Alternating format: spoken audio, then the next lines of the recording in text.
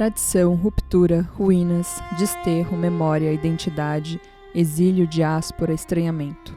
São palavras e temas familiares para quem já se permitiu conduzir pela miríade de caminhos da literatura judaica. Assim como a música, tema que já tratamos aqui no podcast, a literatura tem um papel central na vida e história do povo judeu, desde os textos sagrados até os profanos, dos profetas aos poetas. Essa literatura revela ainda uma identidade judaica fluida e plural na diversidade de línguas em que foi disseminada e nos locais onde foi produzida. São textos sagrados babilônicos, poemas ibéricos, romances do leste europeu, contos israelenses escritos em aramaico, ladino, espanhol, ídish, alemão, hebraico e por aí vai.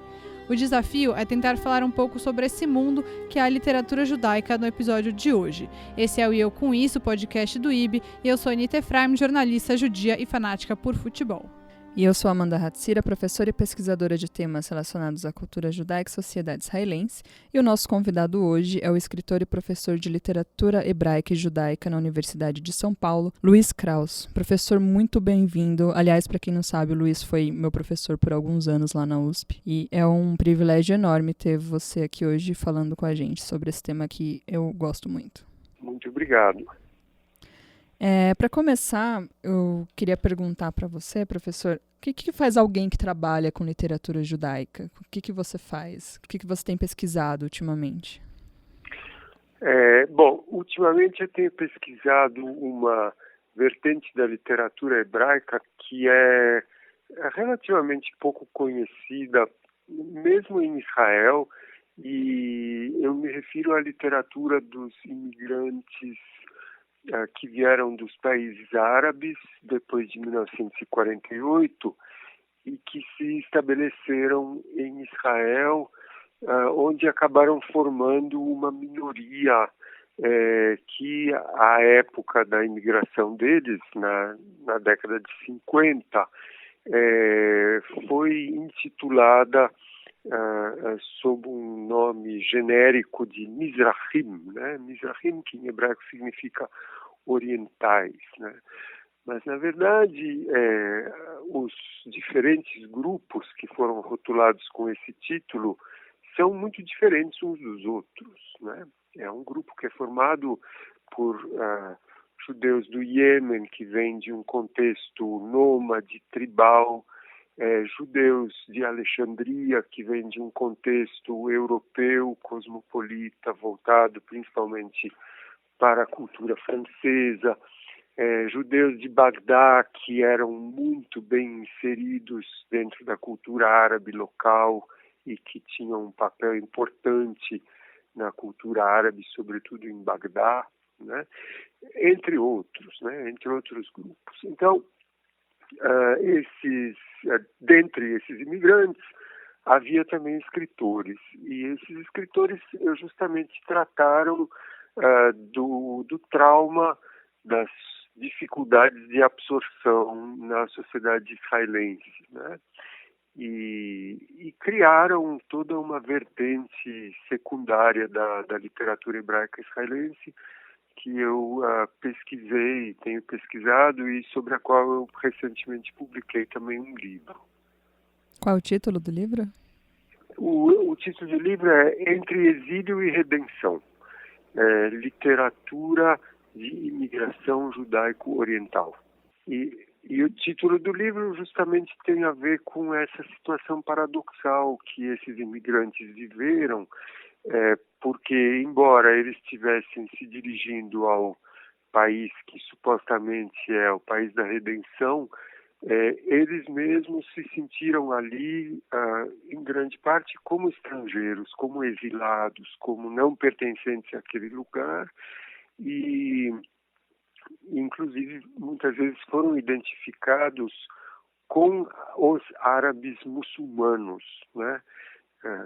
Então, que obviamente vivem numa situação de contraposição e de conflito em relação ao establishment judaico-israelense, né? Uhum. E, professor, como você está dizendo agora, e como a gente disse na abertura do programa, dá para perceber que nos estudos da literatura judaica tem uma diversidade geográfica e linguística muito rica. Dá para dizer que literatura e história do povo judeu estão intimamente ligados? Sim, absolutamente. Quer dizer, eu acho que toda a literatura judaica dos últimos 200 anos é determinada e condicionada pelos acontecimentos históricos, né? Porque a história judaica dos últimos 200 anos é uma história de muito deslocamento, de muitas transformações, e de desenraizamento, de emigrações forçadas, de adaptações forçadas a lugares aonde essas pessoas não necessariamente desejavam se dirigir, né? Então,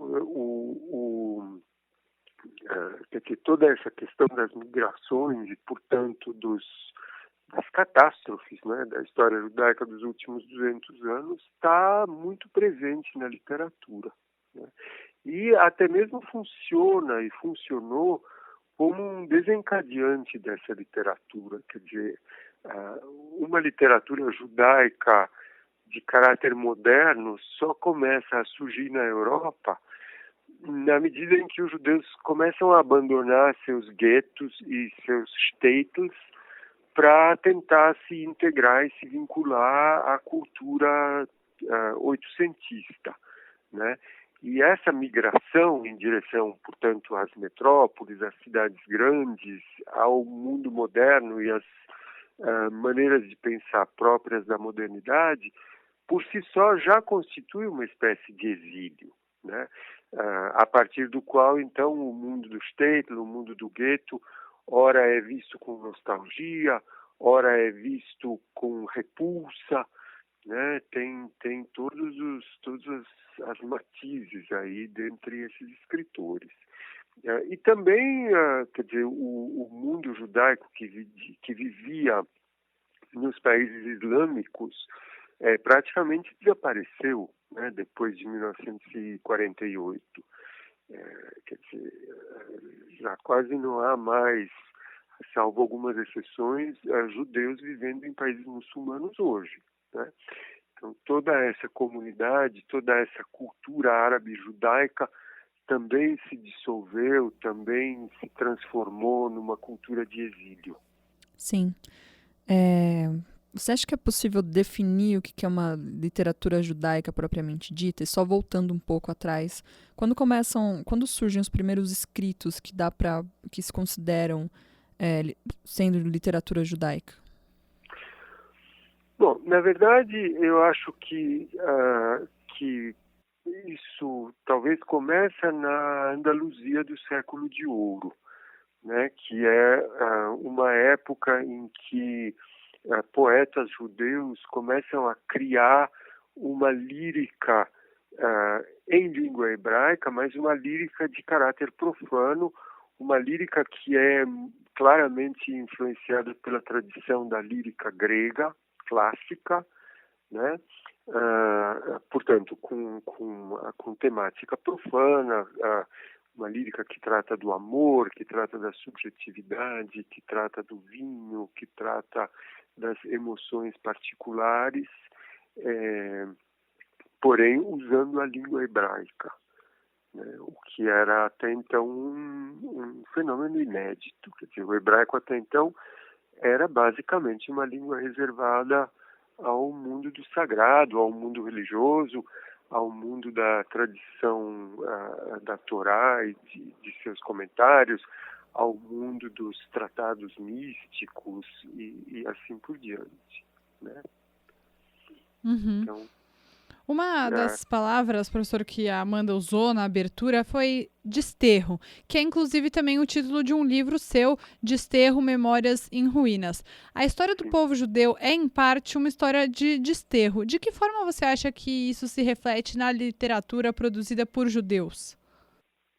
Bom, na verdade, toda a cultura judaica Ashkenazi, né, e também toda a cultura judaica sefardi, se cristaliza num contexto de exílio, né? Se cristaliza, bom, seja na Europa, seja no norte da África ou no Oriente Médio, né?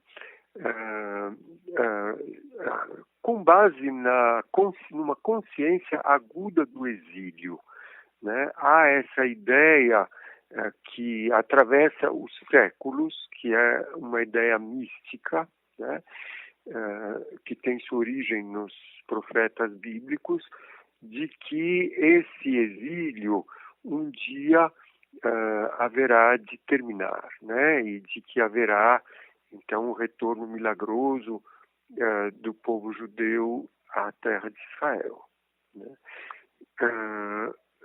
Então, toda essa cultura judaica se forma com base numa noção de distância, numa noção de saudade em relação a alguma coisa que foi perdida no passado, a alguma coisa que ficou no passado e que, pela qual se tem um desejo muito intenso, né, e que se espera que essa situação vá se resolver em algum momento, né? Bom, o sionismo, evidentemente, é uma tentativa de resolver essa questão milenar do desterro e do exílio, né? Então, eu acho que esse tema é um tema central, não só da literatura judaica, mas da cultura judaica como um todo, né? A noção de que, ou pelo menos a dúvida, né, com relação a qual seja o lugar dos judeus, né? Será que o lugar dos judeus é o lugar onde seus antepassados vivem há 100, 200, 300 anos? Ou será que o lugar dos judeus é a terra prometida da Bíblia, da qual eles foram expulsos pelos romanos, né, da última vez? Então, essa questão do lugar é uma questão muito importante e é uma questão que também dá margem a discussões e representações literárias muito variadas, né? E há uma grande variedade de opiniões também acerca dessa questão. Nesse livro, que é um livro memorialístico seu, Desterro, você traz questões interessantes sobre identidade judaica na diáspora, né? Você que nasceu em São Paulo, mas é neto de imigrantes judeus e foi educado no ambiente judaico com forte apelo, né? A cultura de língua alemã, peguei essas informações tudo no site da Amazon. A literatura, você acha que a literatura acaba servindo de ponte entre essa identidade fragmentada do judeu diaspórico e esse lugar desconhecido das tradições e histórias do passado? Sim, certamente. A literatura é o lugar para se representar e para se discutir essa situação paradoxal, né? Esse lugar que é entre dois lugares, né?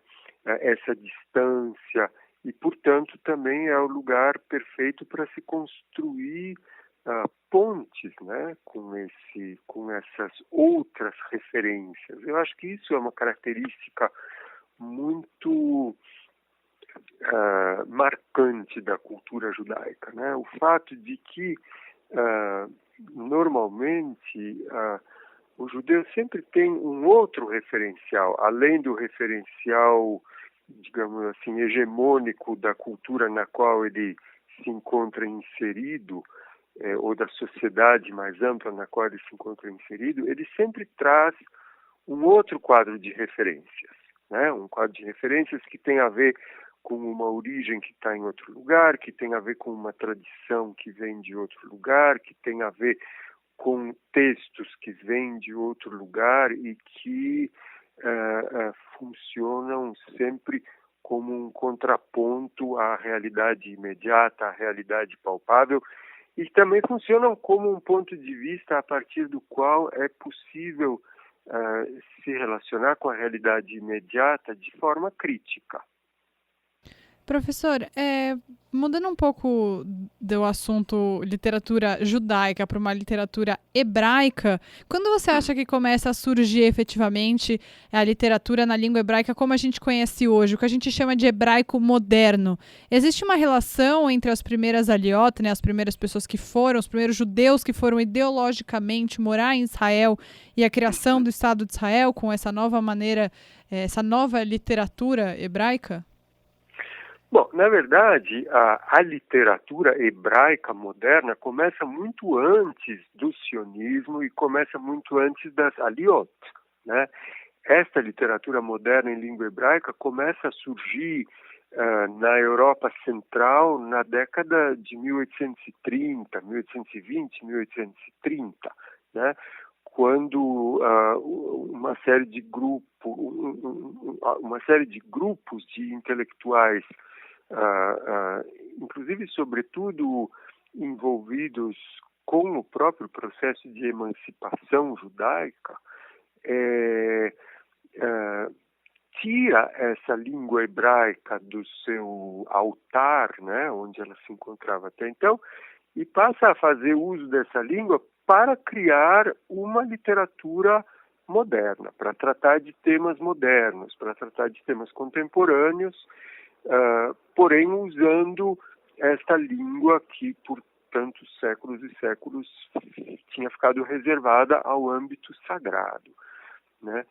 Claro que isso acontece muito antes de o hebraico ressurgir como uma língua falada, né? Antes de ressurgir como uma língua falada, com as aliot, com Ben Yehuda e com toda essa história, que é uma história do século XX, nós temos aí 70, 80 anos de criatividade literária em hebraico na Europa, né? E assim vai se constituindo uma língua hebraica nova, né? Uma língua hebraica adequada para descrever fenômenos típicos do mundo moderno, né? Então, é a partir desses livros modernos que também vai surgir depois o hebraico falado. Esse hebraico falado não ressurge diretamente das fontes bíblicas, né? Ele é tributário desses 70, 80 anos de tradição literária hebraica europeia. Muito interessante. E sobre a literatura judaica contemporânea, você acha que ela está mais ligada a uma identidade israelense e à língua hebraica? Não, eu acho que não necessariamente. Quer dizer, claro que a literatura hebraica ocupa hoje um espaço muito importante dentro da literatura judaica mundial, por assim dizer, né? Mas existem literaturas judaicas contemporâneas de muitos outros contextos, né? A começar aqui pelo Brasil, onde, afinal, nos últimos 20 anos, a gente vive uma espécie de boom de literatura judaica, quer dizer, com uma série de autores que recebem bastante atenção do público, que estão bastante bem colocados aí no ambiente literário, né? Mas, bom, fora isso, há uma literatura judaica muito influente e importante nos Estados Unidos, na França, na Alemanha e no mundo de língua alemã, na Grã-Bretanha, mas também em lugares mais periféricos, como, por exemplo, na Índia, né, onde ainda resta uma pequena comunidade judaica e que também tem alguns escritores muito interessantes, né? Nossa, eu não sabia disso. Nem eu. Bem, são poucos, né? Eu conheço principalmente uma que se chama Esther David. Um nome bastante judaico, né? Não dá para negar. De fato. Então, bom, a paixão dos judeus pelos livros é uma coisa muito antiga e, portanto, é uma coisa que continua onde houver comunidades judaicas, né? É algo que é muito conhecido desde sempre, né? O judeu sempre foi colocado dessa maneira estereotipada, mas como um intelectual que sempre teve uma relação com os livros. É algo realmente bastante conhecido. E, professor, para quem ouviu toda essa nossa conversa, como é que você acha que as pessoas podem começar a ler literatura judaica, literatura israelense? Qual é a porta de entrada? Bom, há muitas, né? Hoje há muitas traduções de literatura israelense aqui no Brasil. E, aliás, eu gostaria de chamar a atenção para um nome que é relativamente pouco conhecido do leitor brasileiro, que é o nome de Aharon Appelfeld. Aharon Appelfeld, faleceu há mais ou menos 1 ano e meio, mas de todos os escritores israelenses, ele é, por exemplo, o que mais tem obras traduzidas para o francês, para o inglês. Estranhamente, aqui no Brasil, as grandes editoras não têm lhe dado muita atenção, né? Mas há algumas obras de Appelfeld que estão traduzidas para o português. Então, ele é um escritor que eu recomendo vivamente. Recomendo não só pelas suas qualidades literárias intrínsecas, mas porque, por algum motivo, parece que os leitores brasileiros dão muito menos atenção, ou as editoras brasileiras dão muito menos atenção a ele do que a nomes mais conhecidos como os de Amos Oz. A gente pensa em literatura israelense, a gente pensa Amos Oz. Que são sempre os primeiros nomes que vêm à cabeça de quem está falando em literatura israelense, né? Outro nome que eu gostaria de mencionar é o de Agnon, Shmuel Yosef Agnon, que, na verdade, é o único escritor de língua hebraica que recebeu o Nobel de Literatura em 1967. É um nome fundamental em toda a literatura hebraica e que influenciou fortemente toda essa geração mais recente de escritores israelenses, né? E que também, estranhamente, é pouco conhecido e pouco divulgado aqui no Brasil, mas de quem também há romances que foram traduzidos pela editora Perspectiva, em especial o romance Hóspede por uma Noite, que é considerado a obra-prima de Agnon e que é uma porta de entrada esplêndida tanto para a cultura judaica da Europa Central quanto para a cultura israelense. Então, esse romance eu acho que é um romance fundamental que deveria estar na biblioteca de todos os que se interessam por literatura judaica e por literatura hebraica. Professor, muito obrigada pelas dicas, por compartilhar seu conhecimento com a gente e por ter aceitado participar do nosso episódio de hoje. Imagina, eu é que agradeço pelo interesse de vocês e desejo muito sucesso aí com o programa de vocês. Até a próxima, professor. Boa noite. Boa noite. Até. No IB Indica dessa semana, o IB, em conjunto com a Universidade de Haifa e com o Núcleo Interdisciplinar de Estudos Judaicos da UFRJ, UNIED, está organizando uma conferência internacional sobre a utilização de símbolos judaicos e sionistas por movimentos da nova direita evangélica no Brasil e nas Américas. Tema muito interessante que a gente já tratou aqui em um dos episódios. Esse é um fenômeno que tem chamado a atenção de especialistas no tema em diversas partes do mundo. No Brasil, esse tema é ainda mais importante pela situação política do país, como vocês devem saber. Então entra no site do IB, lá você vai encontrar as informações e a chamada para participar. Não perca essa oportunidade, envia seu paper. O prazo é 15 de outubro. E a conferência acontece entre os dias 13 e 15 de janeiro de 2020.